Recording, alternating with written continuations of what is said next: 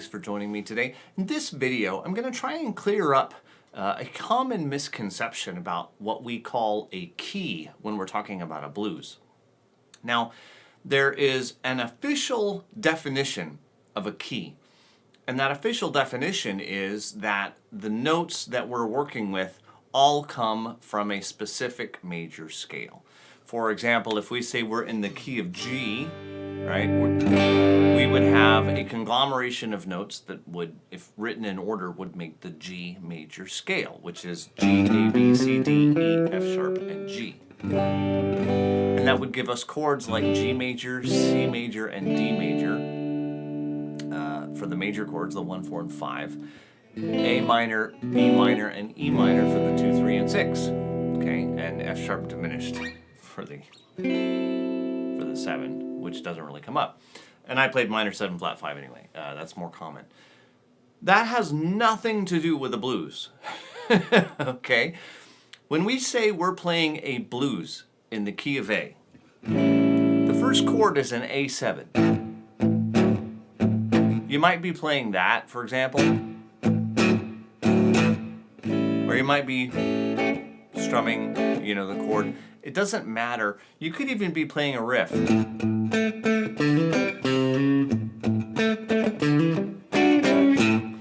Anything like that that gives the illusion of an A7 chord based on the notes in it. Now, right away, we're not in the key of A. Okay? We say that we're in the key of A because it's convenient when we talk about a blues. But the reality is that an A7 chord can only exist in the key of D, because dominant 7th chords always are 5 chords. Okay, so an A7 would be 5 in the key of D. You don't have to know the theory behind that. It's not important. All you have to know is that when we say we're playing a blues in A, and the first chord's A7, already we've broken the rules. So let's just throw the rule book out the window. Okay, don't try to use major scales. Don't try to apply major scales to all this. At a much more advanced level, it can be done. But if you're trying to get going and you're trying to solo now and you're trying to get a grip on things and this is even remotely new to you, as in within the first several years, stick to what works, right? So we're going to say that we're playing a blues in the key of A, but we're not.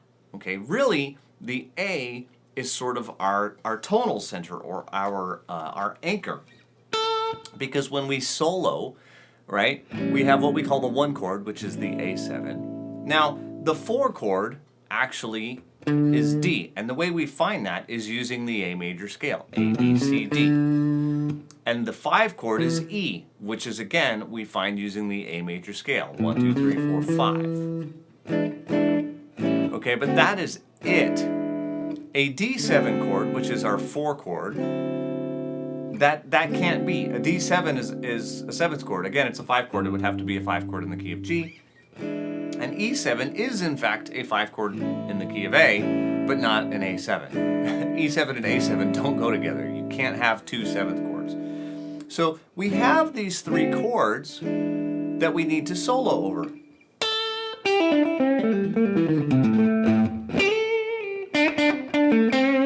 The easiest way to do that is to put a minor pentatonic scale over it, sometimes called a minor blues scale. And they're subtly different. A minor pentatonic scale, if you're not familiar, A, C, D, E, G. If we add A, C, D, E flat, or D sharp, then we get what's called the blues note commonly. Okay? But either way you look at it, that A, if you do like my 4-note solo pattern, that A is the anchor. It's the anchor point no matter what chord we're playing. Okay? And that's because it will serve as an anchor point throughout the entire progression. Okay? So when we say we're playing a blues in the key of A, what we're really doing is we're playing a blues centered around an A note. We're using an A anchor, you might say.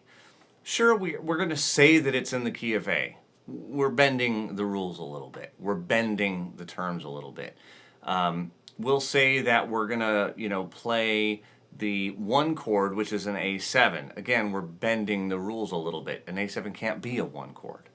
Okay, we're gonna play the four chord as a D7. Again, we're bending the rules a little bit. A D7 can't be a four chord.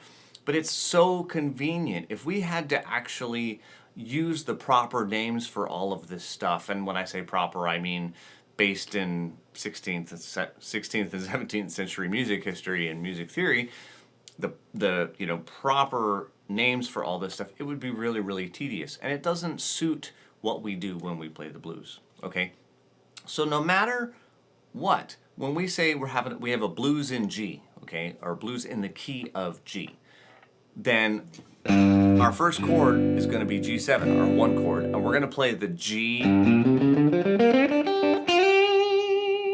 minor pentatonic or the G minor blues scale. Okay, so it's very, very simple. It's a very simple concept, but you have to understand that we are tweaking things, because a lot of times I'll get questions. People will sort of hear that, well, that's not really how a key works, and that's true. Okay, blues doesn't follow traditional music theory, and so it's important for you to understand that we're dealing with what's convenient, not what is technically correct. And as soon as you sort of accept that and go, oh, okay, cool, and you sort of just, I'm not saying throw theory out the window in the sense that don't ever learn it. I think there are some great uses for theory. There's just not a lot of them when it comes to playing blues. At least not at a beginning or intermediate level, not until you get more into sort of adding jazz elements. And then theory comes into play, and a lot of things can change. But there's an awful lot of music that can be made with very, very little theory. So I hope I've cleared that up a little bit for you. And I realize this isn't much of a lesson today in the sense that I didn't show you a lick or I didn't show you an idea. But when you maybe play over a jam track today and you go, okay, this is a jam track at the key of G, play the G minor pentatonic for the G minor blues scale, because it will work, okay? And it will always work that way. All right? So I hope you enjoyed this, and I hope it clears some things up, and I'll see you again in the next video.